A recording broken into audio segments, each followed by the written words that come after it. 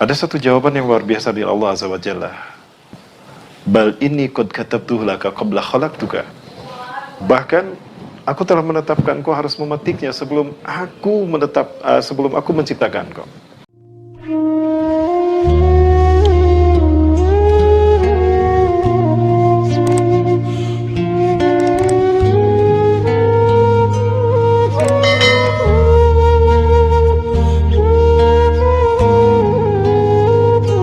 Assalamualaikum warahmatullahi wabarakatuh. Alhamdulillahilladzi hadana li hadza wa ma kunna linahtadiya laula an hadanallah. Laqad ja'at rusulu rabbina bil haqq wa nuru an tilkumul jannatu uristumuha bima kuntum ta'malun. Asyhadu an la ilaha illallah wahdahu la syarika lahu wa asyhadu anna Muhammadan abduhu wa rasuluhu la nabiyya ba'dah. Masyaallahu kan wa ma lam yasha lam yakun la haula wa la quwwata illa billah amma ba'd.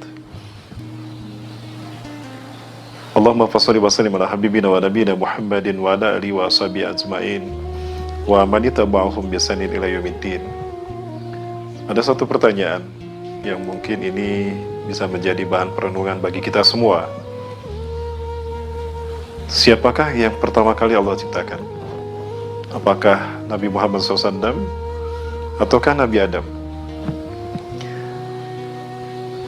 Kalau kita buka sejarah taubatnya Nabi Adam alaihissalam setelah beliau memetik dan memakan buah pohon kayu yang ada di surga, atau iblis menamakannya buah khuldi, beliau bertobat kepada Allah. Setelah beliau kemudian terlempar ke dunia, ya, keluar dari surga itu dan jatuh ke dunia.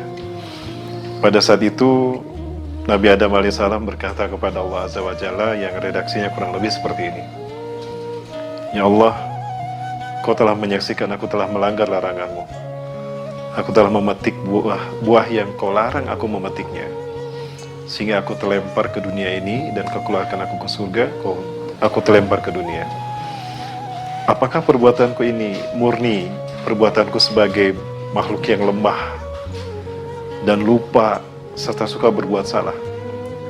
Atau jangan-jangan kau telah menetapkan bahwa aku harus memetiknya?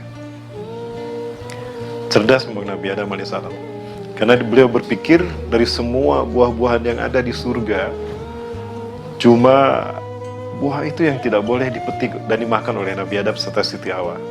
Dan itu pun tidak menyebabkan mereka terkena racun dari buah tadi, karena buah itu tidak mengandung racun.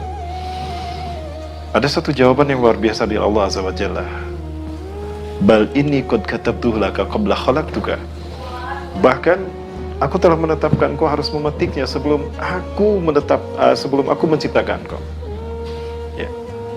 Sekali lagi Allah Azza wa Jalla berfirman, bahkan aku telah menetapkan bahwa engkau harus memetiknya sebelum aku menciptakan kau.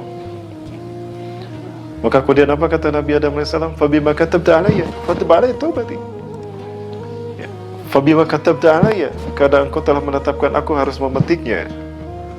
Wa binuri Muhammadin, dan demi nur Muhammad, cahaya Muhammad, fatub alayya taubati, maka terimalah taubatku.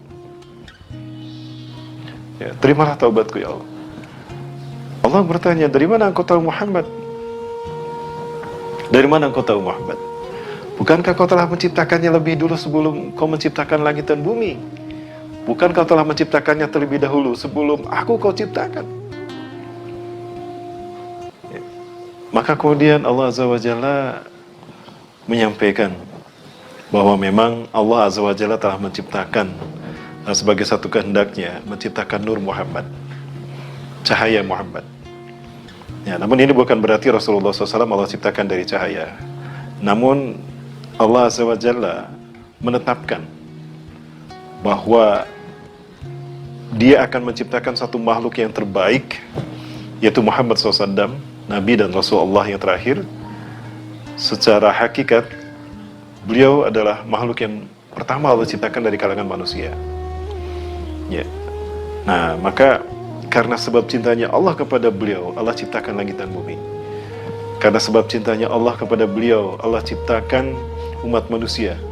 Karena sebabnya cinta Allah kepada beliau, Allah rahmati kita, Allah kasih dan sayangi kita. Ya. Nah, jadi dari kisah tadi kita mendapatkan jawaban. bahwa yang pertama Allah ciptakan secara hakiki itu adalah Nabi Muhammad SAW. Adapun bapak biologis atau manusia pertama yang dilahirkan Allah ke muka bumi itulah Nabi Adam alaihissalam. Ya. Lalu kenapa Rasulullah SAW dilahirkan secara fisik di akhir zaman? Ya, ini hanya sebuah perenungan para sekalian. Akhir zaman adalah babak terakhir dari pertarungan antara hak dan batil di muka bumi ini. Pertarungan antara hak, kebaikan, kebenaran dengan kebatilan dan kemungkaran.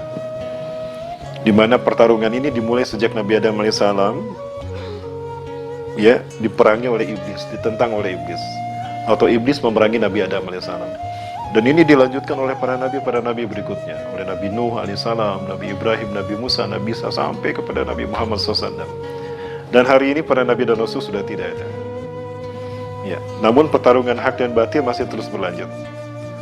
Bahkan hari ini, kalau kita renungkan, kita berada pada babak final. Ya, apabila bicara tentang pertandingan, ya, karena Allah juga sering mengatakan bahwa innamal hayatud dunya la'ibun wa lahun. Kehidupan dunia adalah permainan dan senda gurau. Dan jika berbicara tentang permainan, tentu yang ditunggu-tunggu bukan babak penyisihan, bukan babak semifinal, tapi yang ditunggu-tunggu adalah babak final. Kenapa yang ditunggu-tunggu babak final? Karena memang itu adalah babak penentuan siapa yang menang dan siapa yang kalah. Ya. Dan jika pertarungan ini adalah babak final antara pertarungan hak dan batil, maka pemainnya tentu bukan pemain yang sembarangan, bukan pemain cadangan, tapi pemain yang terbaik, pemain inti. Subhanallah. Pertarungan hak dan batil yang hari ini sampai pada puncaknya mempertaruhkan reputasi nama baik Allah Azza wa Jalla. Bukan hanya reputasi baik para nabi dan rasul, atau bahkan reputasi Rasulullah SAW sebagai sebaik-baik makhluk Allah, tetapi mempertaruhkan reputasi Allah Azza wa Jalla sebagai Tuhan. Karena yang dihadapi bukanlah bangsa Bani Israel yang sejak dulu ingin menguasai dunia, bukanlah bangsa Zionis Yahudi yang ingin menghambakan dirinya kepada iblis dan dajjal, tapi justru iblis dan dajjal yang kita hadapi. Maka subhanallah, pertarungan ini adalah pertarungan yang paling bergengsi sepanjang peradaban hak dan batil ada di muka bumi ini. Maka tidak salah kalau Rasulullah SAW memberikan sebuah penegasan tentang pahala yang besar bagi mereka yang berjuang di akhir zaman ini. Hanya menghidupkan sunnah di akhir zaman ini saat penuh dengan fitnah, pahalanya luar biasa. Man ahya sunnati 'inda fasadi ummati falahu ajru mi'ata syahidin. Barang siapa yang menghidupkan sunnahku di zaman manusia mematikannya, maka sungguh dia akan mendapatkan 100 pahala mati syahid. Seorang sahabat bertanya, ya Rasulullah, syahidnya kami atau syahidnya mereka? Bal syuhada'u minkum, bahkan syahidnya kalian. Ya, subhanallah. Para bulan yang dirahmati Allah Subhanahu wa taala, ini semua menegaskan kepada kita bahwa perjuangan antara hak dan batil tidak pernah berhenti selama kehidupan masih ada. Maka hari ini kita mendapatkan kesempatan yang sangat luar biasa, kehormatan dari Allah Azza wa Jalla. Kita hidup di akhir zaman. Kita memegang sebuah amanah di pundak kita yang dulu diperjuangkan oleh para nabi dan rasul. Maka berjuanglah semaksimal kemampuan kita dengan bekal ketakwaan kita kepada Allah dan ketawakalan kepadanya, bahwa kita akan berjuang dalam menegakkan hak, memerangi kebatilan, mewarisi perjuangan para nabi dan rasul, mempertaruhkan reputasi Allah sebagai satu-satunya Tuhan, ya, yang tidak ada sekutu baginya. Betapapun yang harus kita hadapi adalah sang kampion kesesatan, iblis dan dajjal. Semoga Allah Subhanahu wa taala mewariskan kepada kita semangat perjuangan yang dulu dimiliki oleh Rasulullah SAW dan para sahabat. Dan semoga Allah Subhanahu wa taala memberikan keistiqomahan kepada kita untuk kita ada dalam hitoh perjuangan ini sampai kita menghadap Allah dengan membawa kemenangan atau syahid atau lahir atau mati. Ya, kita menghadap kepada Allah Subhanahu wa taala dengan membawa kemenangan atau kita gugur sebagai syuhada di dalam kemuliaan Allah Subhanahu wa taala. Assalamualaikum warahmatullahi wabarakatuh.